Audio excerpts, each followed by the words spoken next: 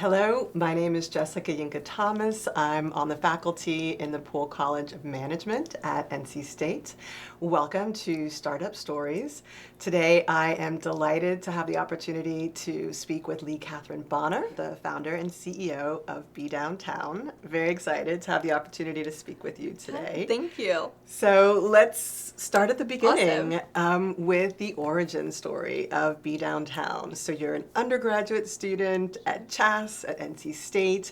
What was the inspiration? How did you decide to start Be Downtown? Yeah, everybody always assumes I studied entomology at NC State, but I was an international studies major. And however, my freshman year I took Introduction to Bees and Beekeeping with Dr. John Ambrose, and absolutely loved the class. I'm a fourth generation beekeeper, and so it was just fun for me to get to have that be my first science at NC State. And Dr. Ambrose taught about a very serious issue around bee decline, sustainable agriculture, in a way where nobody is going to fix it themselves, but if all of us just do a little bit, collectively, we're going to do a lot in the world. And that just stuck with me from freshman year all the way to junior year. I was studying abroad in Barcelona, and I gave my host mom a jar of honey as a thank you for letting me live with her for 4 months.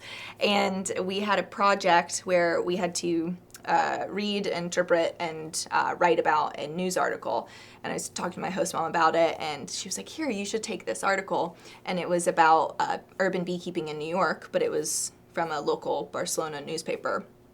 And it was all about how bees are thriving in cities. And I came back from Barcelona, I couldn't shake this idea of we should put bees in, these are, in New York, that's great, but our agricultural cities and states also need this in urban areas. And I wanted to keep bees at my apartment complex. They said no. I asked, they said no. And so I went to American Tobacco campus, and I was interning there. I interned there for a couple years at that point, and I asked if I could put bees on their roof, and without hesitation, they said yes. The campus was built on agriculture. We'd love to bring some back. And they said, you should talk to the tenant over there. And turns out it's Burt's Bees World Headquarters. Mm-hmm. And Burt's didn't have bees at their headquarters. They're in the middle of downtown Durham. And so when they set up the meeting, Burt's said, yeah, we'd love to get bees. And so we brought bees to Burt's, and on the rooftop of American Tobacco campus, media picked up on it because, of course, it was Burt's Bees getting bees. And it just snowballed a bit out of control. It was never meant to be a business. It was just meant for me to be able to find a place to keep bees while I was in school. And it came time for me to graduate. I had just won the Lulu E-Games in both categories. And one of the judges came up to my mom after, actually, and he said, she's doing this when she graduates, right? My mom was like, no, she's gonna take the job offer. And he said, don't let her do it. Let her give you the pitch that she just gave me and help her for 1 year. And I promise you it will be a very good decision for all the parties involved. And here we are 7 years later. Wow. Well, what an incredible origin story. I love the way that you're connecting. So the influence of our incredible faculty at NC State, your global experience, but really looking at how can you solve both a local and a global challenge, the way that you've connected in, our local business community that's been so supportive, and of course the Lulu E-Games, yes. Incredible resource. It was. An opportunity to develop new ventures at NC State. So launched the business as a student at NC State. I'm curious to hear more about how much you knew about entrepreneurship as you were launching Be Downtown. What did you learn along the way? And if you can share with us maybe some other examples of how NC State and our various entrepreneurship initiatives played a role. You mentioned earlier the Lulu E-Games. Yeah. It was very instrumental. So I'd love to hear more about kind of just the development, right, of you as an entrepreneur. Yeah. Oh, I always tell people, one, I think if I hadn't graduated from humanities and social sciences, Be Downtown wouldn't be here. If I had gone the entomology route, I wouldn't have understood how you build relationships with people in the same way. I wouldn't have been as good of a writer. I wouldn't have had practice in how do you build relationships with others and communicate well and use the network that you've been given and create your own network. And so I'm very grateful that the beekeeping was in my family, and I had Dr. Ambrose to also help as a mentor at the beginning with my uncle and my grandfather, but then I also had my education from NC State, and so the two paired together really well. The thing that was massively missing when I started Be Downtown was any sort of knowledge around financials, books, how do you build teams. I didn't have that. My parents joke Be Downtown has been my pass-fail graduate MBA program, and so far I'm passing. But there were so many learning lessons along the way where, you know, I could have paid myself more than I did at the beginning. I could have hired someone faster than I did. I didn't understand the money well enough. I just always made sure to keep enough there to where I never had to worry about it, which has its pluses and minuses. I built a business that made money, not raised money. It's been a long journey to become better at the financial side, truly the business side of Be Downtown. I love the relationships. I love the bees. I love the ag, the people. And I've also learned to hire people to support your weaknesses with their strengths. So now we have a finance person on our team to help with that. But also at NC State, one of my favorite things that started, I really say we had no marketing budget when I started Be Downtown. Everything was coming out of my babysitting and internship money, and I used the EI garage like no, but I lived out of that garage. Like I would be there. The DP dough is still in my contacts because I would order DP dough to the EI garage at like midnight, and I would just be using the laser printer or the laser cutter, and all of our marketing materials, coasters, keychains, everything. Everything was made out of wood.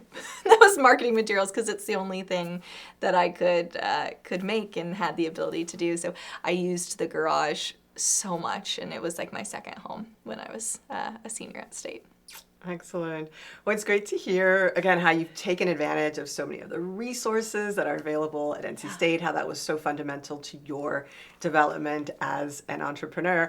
And I think some really important lessons there about maybe opportunities that you could have taken advantage of, but maybe good lesson learned for current students who are watching this or recent alumni. Incredible resources in Poole College to take accounting and finance and I think everyone, no matter what major, you should have to at least take a basic accounting class. That's very good advice. You just should. So you mentioned earlier that really, in the early days of launching the business, you were focused on, building a business model where you were making money, not raising money. And so I was really curious about whether you came to a point where you were deciding whether to build a for-profit business model or a nonprofit. Yep.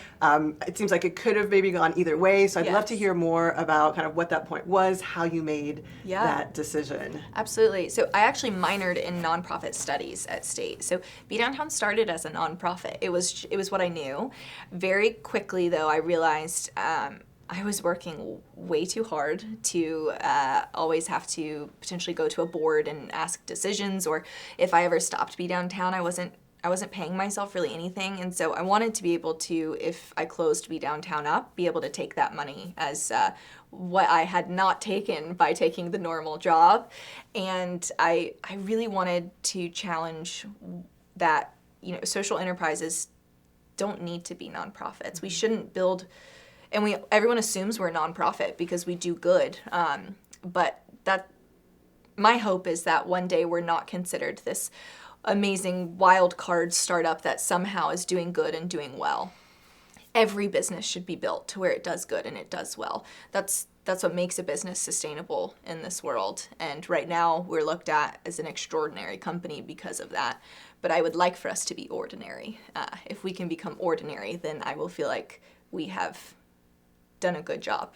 And my hope is that by the way we share Be Downtown's story, we get a lot of press and publicity because people are like, you're supposed to be a nonprofit, but you're not. You make money and you're doing very well, and they want that story.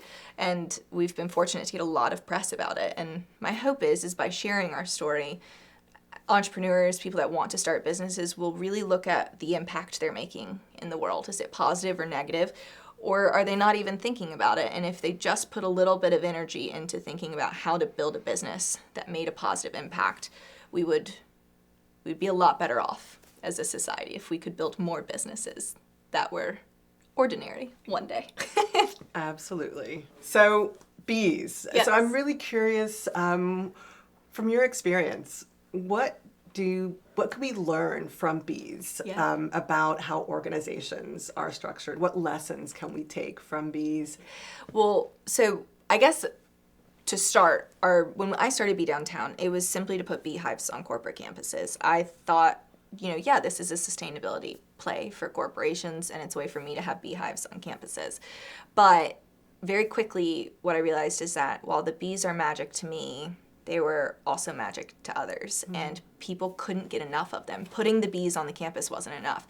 People wanted to put on suits. They wanted to go on hive tours. They wanted to get the honey from the hives. They wanted us to partner with their school systems and go and speak on the company's behalf. And we learned that really our return on investment for corporations, yes, the sustainability is a piece of it, but the bees are a catalyst for creating great places to work, where we provide all these different experiences throughout the year where employees can learn about the bees and learn about how their lives also are associated with the bees. There's parables, is the way I like to describe it, because they're these learning lessons that are really sticky that people don't forget. And so we would go on a hive tour and we would find that employees would say, like, our team's like a beehive. We're like the bees. We need to do this like the bees. And so over time, we ended up actually building a leadership institute that's all built on biomimicry. So it's looking at naturally occurring processes to help create new ideas or solve problems in our real world.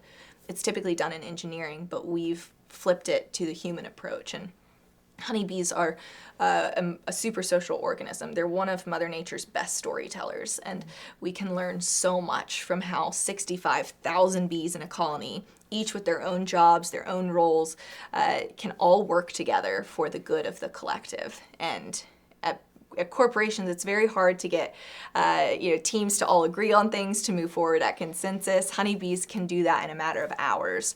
And the way they communicate, they always move towards a stressor as a unit. They never say, like, it's not my problem. That's that person's problem. The honeybees, if an alarm goes off in the colony, they move forward as a unit together. They can adapt super quickly to their ever-changing environment. And when COVID hit, we were in a place where we had to put our money where our mouth was. We'd been building this leadership institute for years, and then all of a sudden we were in this volatile, uncertain world, and we had to take those analogies and use them for our team to get Bee Downtown through COVID and get through successfully. I kept telling my team, we will get through this. We may move forward at the pace of like a turtle going through molasses, but we will be moving forward through this process. And we didn't lose a single partner due to COVID. We actually grew the company at the time because we were able to provide these experiences for people that brought them joy. One of our core values is to cultivate joy. And during COVID, we added in cultivate unexpected joy. And the bees, they're an indicator species. So we can look at them and how they're doing and understand the overall health of our natural environment. And they're not doing well. They're also a keystone species. And honeybees will never be an endangered species. They're a managed agricultural population, so we can always have honeybees around. We don't need to save the honeybee, but we do need to listen to the honeybee because they're speaking on behalf of other pollinators that may not be able to be saved if we don't start to think about our environment. And what I love about Bee Downtown is when employees at corporations, many of the largest corporations in the world, it's Delta, it's Chick-fil-A, it's the New York Stock Exchange, it's Georgia Power, Dominion Energy, Microsoft, Cisco, all of these huge corporations, their employees come out, they put on suits, they get to go on a field trip, which is everyone's best day at school is when you got to go on a field trip. And they get to see agriculture and they get to experience nature in a way they may never have been invited to before. And you can literally watch people's faces light up and they're changed. The amount of people who have fundamentally been impacted and their lives have been changed how they think about their impact in the world has changed just because of these tiny little creatures that are often overlooked. It's what drives me each and every day at Be Downtown. It's what drives our whole team, is that we have the ability to help people experience something they've never experienced before. That is a transformational experience that leaves them better than how we found them. Everything a honeybee does, she does for the good of the hive. Everything she touches, she leaves better than how she found it. And for us at Be Downtown, that's our hope. We do it with corporations, not necessarily within nature, but we do it with corporations and their employees. So in the Be Downtown ecosystem, you're the queen bee? I'm typically like the lowest worker bee, actually. You'll find me cleaning toilets and shampooing carpets and things like that.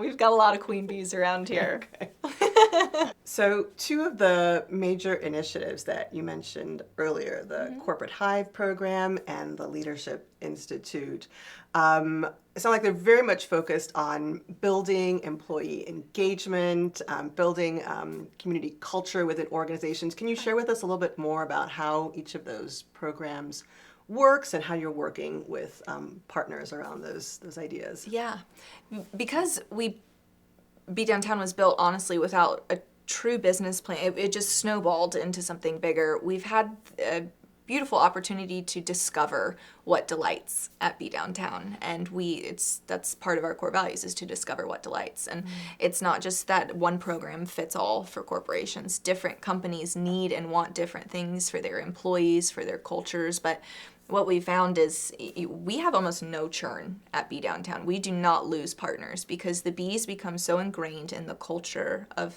the organizations, and people consider their teams bandwidth on Centennial's campus. They have conference rooms named after the apiary, the hive, and it's just so ingrained in the culture. And that is one of my favorite things about what we do, is we had to figure out our ROI, and sustainability is a piece of it, but sustainability budgets are only so big. And corporations need to pay and use their budgets for carbon offsets and things like that. So you can only charge so much for the bees and the beekeeping.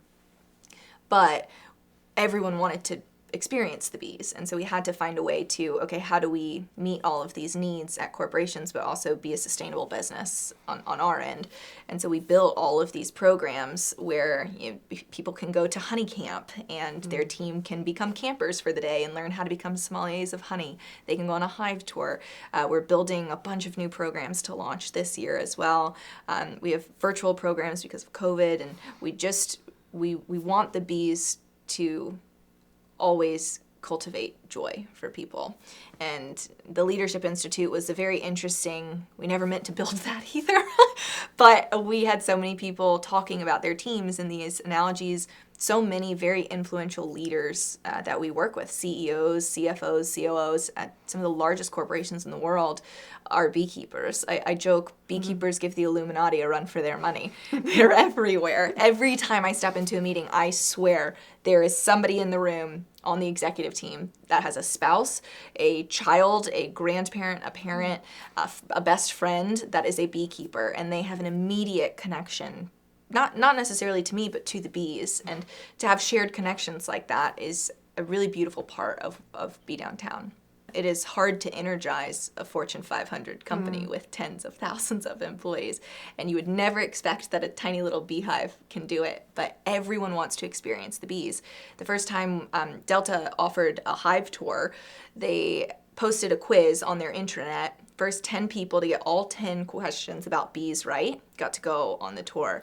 Nice. We got a call like halfway through the day. It was one of the most responded to surveys internally that they had in years, and over 500 employees had tried to sign up for the tour. Wow. Yeah, in less than a day. And they were like, we need more programming, and we're a small team. We work really hard. We at the end of the day, we work in agriculture, and we always try to do the best we can to support our partners. But the bees come first, and being great beekeepers is our priority at Be Downtown.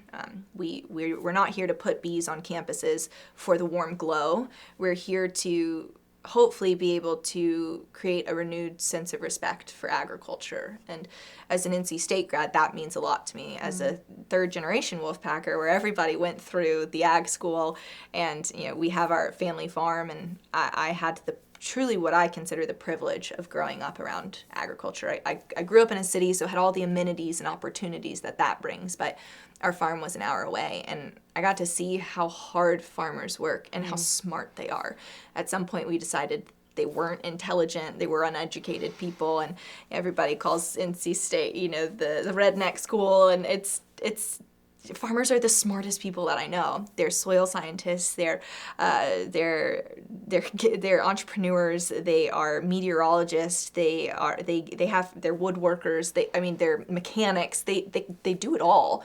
There's not many jobs where people still do that much and know that much about so many little things. And I just want to bring a little bit of agriculture back into cities, to invite people who've never experienced it before the opportunity to fall in love with it, and hopefully want to go to their farmers markets more and want to plant their own gardens and be better stewards of their environment and understand how hard it is to be a farmer. Our farmers are aging out. Our team at Be Downtown is really young. To be able to provide sustainable jobs in agriculture for young people that want to be in this field is it's one of the most proud things that I've done for Be Downtown. Well, that's very inspiring. Makes me proud to be part of the pack. Is this a good time to say, go pack? Go pack! Go Wolfpack! That's when you stare into the camera and you say, go Wolfpack. We have many budding entrepreneurs out there who I think would love to hear advice from you. They're sort of considering, exploring entrepreneurship. Maybe they're already starting a venture as students, recent alumni. What advice would you have for budding entrepreneurs? And as you reflect on the challenges that you have faced, maybe any lessons learned from how you've overcome those challenges? That's a great question. I feel like any entrepreneur that's been in it for more than a couple years can write their own book about it. But for me, if you're starting a business because you want to be an entrepreneur, it is not the best decision in my mind. To become an entrepreneur, you have to be deeply passionate about what you're doing. And you have to be so frustrated that something hasn't been fixed or made right with something that you're willing to spend your life devoted to it. If you're not that passionate about it, when it gets hard, you quit. And it's not worth it at that point in my mind. You'll never fail. You will have learned a lot, but it is, if you're going to become an entrepreneur, you need to live and breathe your passion, not live and breathe entrepreneurship. It's very different. It's a very different mindset to be in. The amount of nights that I've gone sleepless because I'm either working through the night because something needed to get done that didn't. The amount of times I've literally not been able to get out of bed the next day because I've had to move beehives by myself that were far too heavy for me to move, that my body just broke down the next day. The amount of times I don't sleep because I'm worried, is my team happy? Is my team fulfilled? Is everybody able to be their best self and bring their best self to work every day? It's hard. Our chief learning officer, who's a retired colonel from the U.S. Army, he says leadership is hard and it's inconvenient. And I would add that it is deeply exhausting. You have to want this with everything. And people always ask, will you ever sell Be Downtown? And I don't know, but I would be happy retiring from Be Downtown. And I think that's the difference, is to really, truly love what you do. So there have been so many learning lessons along the way around, financials, around leadership, of times where I've not been the best leader that I could have been, around, not selling things the way that I could have or should. You just learn a lot when you're an entrepreneur. But I would just tell people to don't try to start something because you want to be an entrepreneur and it seems glamorous. I have been at entrepreneurship's interesting because you can ride your highest high and your lowest low at the same time. and maybe it's your highest high in your entrepreneurial journey, but because you're there, you're at your lowest low in your personal life. And people will come to you and say like, I wish I had what you had. This is amazing. I wish I could do this. And you look at them and you say, well, I wish I could go home and spend time with family. I wish I could invest in my friendships, and I can't right now because of this. And eventually you can find more of a balance, but at the first little bit, you're not going to go out and raise $10 million. You're not. The business plan that I pitched at the E-Games is so not what Be Downtown is. I should be very rich if my business plan from the E-Games worked. I should be retired and just done, and we are nowhere near that. But I still deeply love what I do every day, and it is a joy of mine to watch my team love what we do every day too. It's scary. Every time a new teammate joins our team, it's a moment for me of, okay, this person cares so much about the mission and the vision of our company that they're willing to risk their job, their life savings, their family for this company, and I want to do everything I can to make it be successful. So it's a very long-winded answer, but I'm very passionate about being passionate about what you want to start a business on. It's not as glamorous as it looks.